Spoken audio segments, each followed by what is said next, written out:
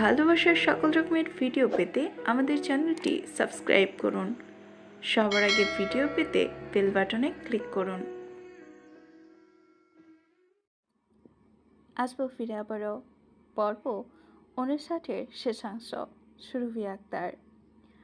মেঘার মস্তিষ্ক এলোমেলো হয়ে যায়, যেন প্রবল ঝঙ্কার তুলে দুনিয়া কেঁপে ওঠে তার নিকট। ভাইয়ের আদেশে হাসে অবুঝের ন্যায়, অথচ আখি কোটর ফেটে পানি বেরোতে চাইছে। নোনা জলে টইটম্বর চোখ দুটো। মেয়েটা মাথা নাড়িয়ে মুখ খুলে করুণ স্বরে, ভাইয়া হঠাৎ কি হয়েছে বলো তো? কিসের ডিভোর্স পেপার? তুমি এসেছো থেকে আমার সাথে কথাই বলোনি সেভাবে। আমি তোমাকে কিছুই বলতেই পারিনি। কত কথা জমিয়ে রেখেছি সামনাসামনি বলবো বলে। অনেক কিছু বলার আছে তোমায়। তার আগে এই কাগজ, এটা কেন করিয়েছো তুমি? আগে শুনবে তো আমার কথা। কি শুনবো? ওকে বোঝাতে বিচলিত হয়ে পড়ল মেঘা। ইয়াসের হাত দুটো আঁকড়ে ধরল। ভাইয়া ভাইয়া, তুমি জানো আমরা ওনাকে যেমন ভেবেছিলাম উনি মোটেও তেমন নন। ওনাকে তুমি তো ওনাকে চেনোই না। কথা বলোনি এখনো। কথা বললেই ঠিক বুঝবে। দেখো, উনি খুব ভালো ভাইয়া, বিশ্বাস করো। আমি চিনেছি ওনাকে। উনি এখন আর আগের মতো নেই। আমি জানি যা হয়েছে তাতে ওনার ভুল বুঝেছি আমরা, কিন্তু সেটা শুধু ভুল। উনি অন্যরকম, নেশা করেন না, সিগারেট খান না এখন। জানো, আমি এক বলাতেই উনি সব ছেড়েছেন। ভাইয়া, উনি আমাকে ভালোবাসেন।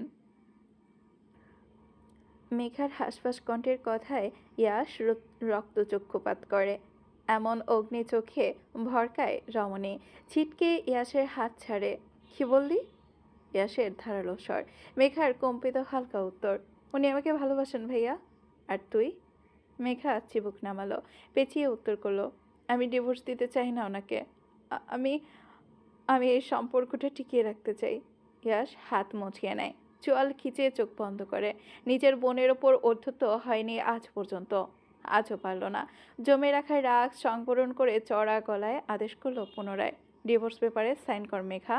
এক্ষুনি মানে এক্ষুনি। আর কিচ্ছু শুনতে চাই না আমি। মেঘার মাথায় এবার যেন আকাশ ভেঙে পড়ল। চোখ ছাপিয়ে দুফোঁটা পানি গড়িয়ে পড়ল অজান্তেই। সে আবার ইয়াসের হাত টেনে ধরে, গুড়িয়ে যায় ভেতর থেকে। কাকুতি করে, ভাইয়া প্লিজ, আমি আগে একটাবার রোজুর সাথে কথা বলো। সব ভুল বুঝাবুঝি মিটে যাবে। তুমি ওনাকে চিনবে ভালো করে, দেখবে উনি সম্পূর্ণ আলাদা। বিপরীতে তিরস্কারের হাসিটা হাসলো ইয়াস। কিছুটা শব্দ করে ফিরল বোনের দিকে। আলাদা? আর আমি আবার চিনবো ওকে? হা, ওকে তিল পরিমাণ চেনারও বাকি নেই আমার। তুই কদিন ধরে চিনিস ওকে? সেই তো 5 বছর আগে দেখেছিস। কতটুকু ছিলি তখন? তারপর দেখলি এই কদিন আগে। এই কদিনে চিনে ফেললি, বুঝে ফেললি ওকে? আরে আমি চিনি 9 বছর ধরে। 9 বছর, বুঝেছিস? কম সময় নয়। তোর থেকে হাড়ে হাড়ে চিনি আমি ওকে। ওর ব্যাপারে মুখ খুলতে বাধ্য করাস না আমায়। সহ্য করতে পারবি না। বোকা মাথায় দুদিনের যা ইমোশন ঢুকিয়েছিস, ঝেড়ে ফেল সব। রৌদ্র ভালো নয়, ওর খারাপ দিকটা তোর সামনে আনতে চাইছি না আমি। সাইন কর। মেঘা বুঝলো না, একটু শব্দ করে কেঁদে উঠল। কি খারাপ দিক আছে ওনার? কি বলছো তুমি? ওনাকে কি চেনো? কি করে চেনো? ওনার খারাপ দিক কি? উনি ছন্নছাড়া বেপরোয়া নেশাখোর, তাই তো? কিন্তু এখন উনি নিজেকে পরিবর্তন করে ফেলেছেন। বিশ্বাস করো, উনি বেপরোয়া নেই। পরোয়া করেন আমায়, শোনেন আমার কথা। নেশা করেন না, বদলে গেছেন। সিরিয়াসলি? পরশুর রাতে একসাথে পরশু রাতে একসাথে সিগারেট খেয়েছি আমরা। থেমে যায় মেঘা। কান্না বিজড়িত গলায় দলা পাকিয়ে শ্বাস আটকে আসে কোথাও একটা। সে সব মানতে নারাজ। রোজের থেকে কিছুতেই বিচ্ছিন্ন হতে পারবে না। লোকটা যে তার সর্বস্ব জুড়ে আধিপত্য বিস্তার করে ফেলেছে, এখন যে আর কুল নেই। মেঘা কাঁদে বিচক্ষণ। শব্দরা শব্দহীন কান্না ফিকরেও ওঠে মাঝে মাঝে। ইয়াস তাকালো না ওর দিকে। লম্বা শ্বাস টেনে ধরা গলায় বলল, এই দুনিয়ায় তুই ছাড়া আমার আর কে আছে বল? কি পাসনি জীবনে? কি দেইনি আমি তোকে? মানছি আমি অসময়ে তোকে ফেলে চলে গেছিলাম, কিন্তু সে সময় তোকে কাছে নেওয়ার উপায় ছিল না আমার। তুই জানিস সবটা। কথা তো এটাই ছিল না? কথা ছিল সময় এলে তুই আমার সাথে চলে যাবি। আমার দুনিয়াকে আমি সাথে নিয়ে যাব। এখন পাল্টি খাচ্ছিস কেন? ভাইয়া তুচ্ছ হয়ে গেল? না ভাইয়া, এমন নয়। I love you, but I also love Rudrik Kabir Roudra. আমি ওনাকে ছাড়তে পারবো না আর। প্লিজ ভাইয়া সাইন কর। ইয়াসের এক নির্দেশ। মেঘা ফিকরে ওঠে, অস্পষ্টে ডাকে, ভাইয়া প্লিজ সাইন কর মেঘা। সময় নেই আমার হাতে, 5 দিন পর ফ্লাইট। এসব ঝামেলা চুকে গেলে আর বাধা থাকবে না। আর সহ্য করতে পারলো না একবিংশে। কেঁদে উঠল ইয়াস ওর দুর্বলতা, আর রোজ তাই। সে ছাড়তে পারবে না রৌদ্রকে, অবাধ্য হতে পারবে না ইয়াসের কথায়। ভেজা গাল মুছে এলোমেলো কদমে বাইরের দিকে ছুটল মেঘা। পালাতে পালাতে পালাতে চাইল এর থেকে। ইয়াস পিছু ডাকে, মেঘা! শোনে না একবিংশে। বনের নুপুরের ক্ষীণ নিকেনের শব্দ মুছে যেতেই ডিভানের শরীর এলিয়ে দিল ইয়াস। চোখ বুজে নিল ভারী যন্ত্রণায়। গলা কাঁপছে, সাথে হাত পা। মেঘার চোখের পানি তার বড্ড দুর্বলতা, তাই তো এবারেও কান্নারত বোনের পানে তাকাতে পারেনি। চোখ দুটো জ্বলছে ভীষণ, গরম হয়ে আসছে। আখের কার্নিশে ভেজা ভেজা কিছু অনুভব করলো সুপ্ত তপ্ত যুবক। অক্ষিকঠোর ধার ঘেঁষে ক্ষুদ্র এক ফোঁটা অশ্রু করালো। শ্বাস পড়ল ভারাক্রান্ত বুক চিরে। বিড়বিড়ালো নিজের মাঝে, আমার থেকে তুই সব কেড়ে নিলি রুটি, সব। কিচ্ছু রাখলি না, না বন্ধু, না ভালোবাসা, আর না আমার একমাত্র সম্বলটা, সেটাও গুছিয়ে কেড়ে নিলি। কি ক্ষতি করেছিলাম তোর? এবার আমি বাঁচব কাকে নিয়ে? কেউ যে রইল না আমার, কেউ না। আমি কেবলই নিঃস্ব। আরও কয়েক ফোঁটা তিক্ত পানি গড়ায় একই ধারায়। মেঘা ছুটে এসে দরজা আটকে দিয়েছে থাম করে।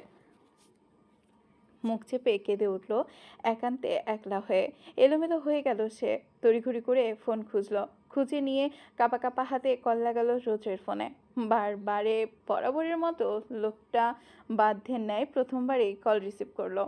একগাল হেসে বলল আদুরে গলায়, হেই জান পাখি, কি হলো? ভার্সিটি ইভেন্ট শেষ, নিতে আসবো? মেঘা লোকটার এমন আবেগঘন কণ্ঠে ফুপিয়ে ওঠে। রোজের কানে পৌঁছায় সে ফোপানির মৃদু রেশ। এদিকে বিচলিতের ন্যায় ছ্যাত করে ওঠে সে। সুইটহার্ট, কি হয়েছে?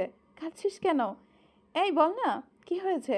আমার মনে হলো কান্নার শব্দ শুনলাম তোর। ইভারা, কি হয়েছে জান? ঠিক আছো তুমি?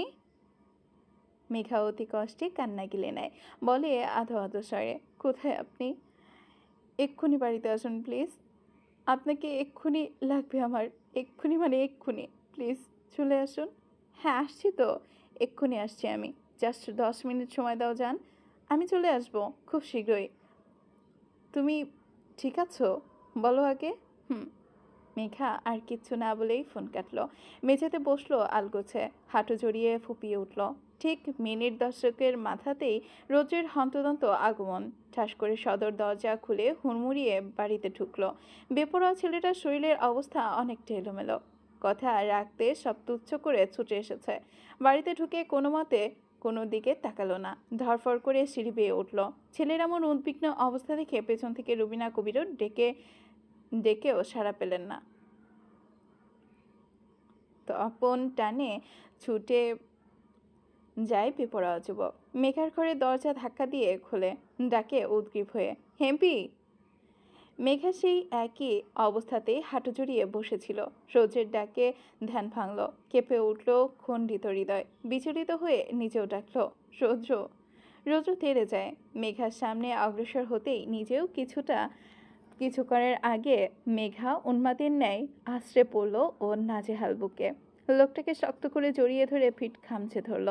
ধেয়ে আসা কান্না চাপতে হিমশিম খেল। কেঁদে ফেলল এক পর্যায়ে। রোজে ওকে আগলে নেয়, ধরফর করে হেতু না জানা অবধি। তোলফার অন্তঃস্থল শুরু হয় হাঁসফাঁস করে। কি হয়েছে সানি? এমন করছো কেন? কাঁদছো কেন তুমি? বলো আমায়। ভার্সিটিতে কিছু হয়েছে? কেউ কিছু বলেছে? কি বলেছে বলো একবার, জানে মেরে ফেলবো তাকে আমি। মেঘা সামলায় নিজেকে।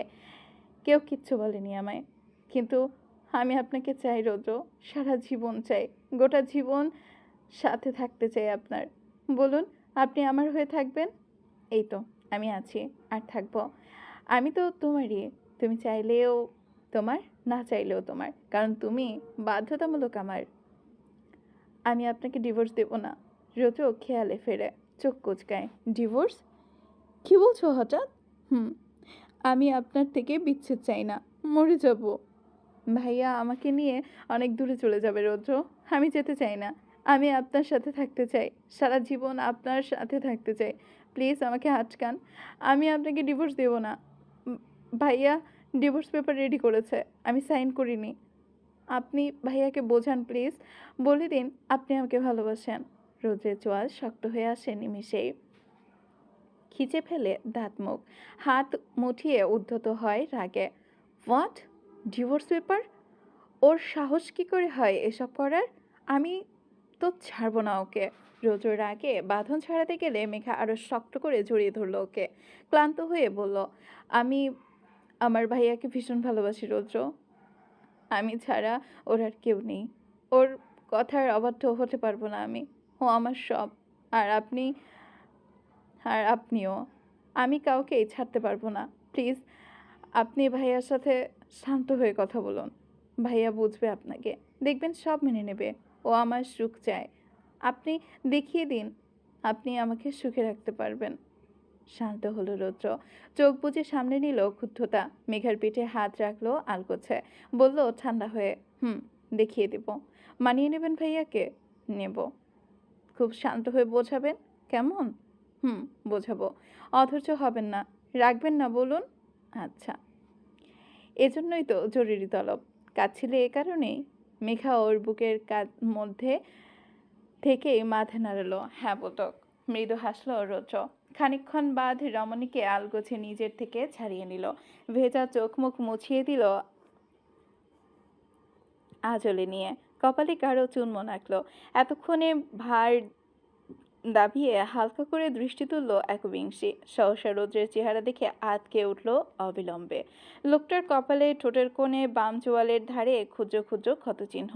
দগদগে ঘা, রক্ত তাজা, টকটকে তরল গড়িয়ে পড়ার চিহ্ন রেখে গেছে। মেঘা ছ্যাদ করে ওঠে, ঘোলাটে চোখে পুরো দৃষ্টিতে রৌদ্রকে পরখ করে। লোকটার ডেনিমে ধুলো ছেঁড়া হাতের কাছে বাম হাতের উপরিপিঠ ছুলে যাওয়া ক্ষত, ছোপ ছোপ রক্ত, এলোমেলো পুরো। মেঘা ঠোক গিলল, ব্যস্ত হাতে লোকটার চোয়ালে হাত তুলল, আলগোছে ক্ষতচিহ্ন ছুঁয়ে দিয়ে বলল ভরকানো গলায়, রোজো, এসব কি করে হলো? কি হয়েছে এসব? রোজের অবিষণ্ণ জবাব, তাড়াহুড়ো করে ড্রাইভ করতে গিয়ে বাইক থেকে পড়ে গেছিলাম, but now I am all right. Don't panic sweetheart. Megha বিমূল লোচনে তাকিয়ে রয়। লোকটার ঠোঁটে হাসি। আচ্ছা, পাগল এই লোক। আচ্ছা পাগল লোক তো, ক্ষতবিক্ষত শরীরে হাসছে, আবার বলছে ঠিক আছে নুনি। ইস, কি অবস্থা শরীরের। ফোঁস করে শ্বাস ফেলল মেঘা, ওষ্ঠ উল্টানো। ওর জন্যই অতিষ্ঠ হয়ে ছুটে এসেছে এই লোক, আর সেজন্যই এ দশা। নাক টানল রমণী। ব্যথা পেয়েছেন খুব বেশি? লেগেছে তাই না? ইস, ছুলে গেছে কিভাবে দেখুন তো। নিজের খেয়াল রাখতে পারেন না রাইনো মুখ। যন্ত্রণা হচ্ছে ভীষণ। হুম, একটু আদর করে দাও, সেরে যাবে। লোকটা আবেশিত চাহনা। মেঘা শুরু করলো চোখ একটুখানি উঁচু হয়ে বাম চোয়ালের পাশে ছোট্ট ক্ষতটাতে আলগোছে ঠোঁট চোয়ালো। ওড়নার এক কোণে জমাট শক্ত মুছিয়ে দিতে দিতে বলল, এভাবে ছুটে আসতে কে বলেছিল? তুমি ডেকেছিলে আমায়? ছুটে আসবো না? তক্ষুনি চেয়েছিলে আমায়। দেরি করে ফেলেছে আসতে। তাই বলে পাগলের মতো অ্যাক্সিডেন্ট করবেন? পাগলের মতো নয়। তুমি তো পাগলের জন্য, আমি তো পাগলই তোমার জন্য। হয়ে গেছে পাগলের দ্বারা একটা পাগলামো। উঠুন এখন। আবারও ভেজা চোখ মুছে রোজকে নিয়ে ঘর ছাড়ল সে। নিচে নামতেই ছেলের এমন অবস্থা দেখে আঁতকে উঠলেন রুবিনা কবির। রোজও বসতেই তড়িঘড়ি করে ছুটে গেলেন। এ কি, তোর অবস্থা এমন কেন? কি করছিস তুই? ছুলে গেছে কি করে হাত পা? বাইক থেকে পড়ে গেছিলাম মম। টেনশন করো না তো, কিচ্ছু হয়নি। বিচলিত হয়ে পড়লেন রুবিনা কবির। মেঘা ফার্স্ট এইড বক্স নিয়ে পাশে বসলেন। মুখ ভার কথা বলল না। রোজুকে নিচের দিকে ঘুরিয়ে তুলল, অয়েন্টমেন্ট দিয়ে আলগোছে ক্ষত চিহ্নে চেপে ধরল। চিনচিনে ব্যথায় দাঁত চেপে খিসল রৌদ্র, চোখ খিচে নিল। মেঘা কাতর চোখে পরখ করল তা। স্টিটি স্টিরি স্টিপ লাগিয়ে ক্ষত আটকালো। মেঘার এমন টুকটাক যত্নে ঠোঁট টিপে মৃদুময় হাসল বেপরোয়া যুবক। রুবিনা কবির উপস্থিতিতে তোয়াক্কা না করে রমণীর খোপায় আটকানো ক্লিপটা খুলে নিল একটানে। অভ্যাসবশত একগোছা চুল টেনে চেপে ধরল নাকের টগায়। সুদীর্ঘ ঘ্রাণ টেনে আনলো উন্মাদের ন্যায়। মেঘা আর চোখে রুবিনা কবিরকে দেখে অপ্রস্তুত হয়। বিড়বিড় করে বকা ঝেড়ে উঠে দাঁড়ায় ঝটপট। এদিকে করিডোরের এক প্রান্তে দাঁড়িয়ে নিচের সবটা তীক্ষ্ণ চোখে অবলোকন করলো এক তপ্ত যুবক।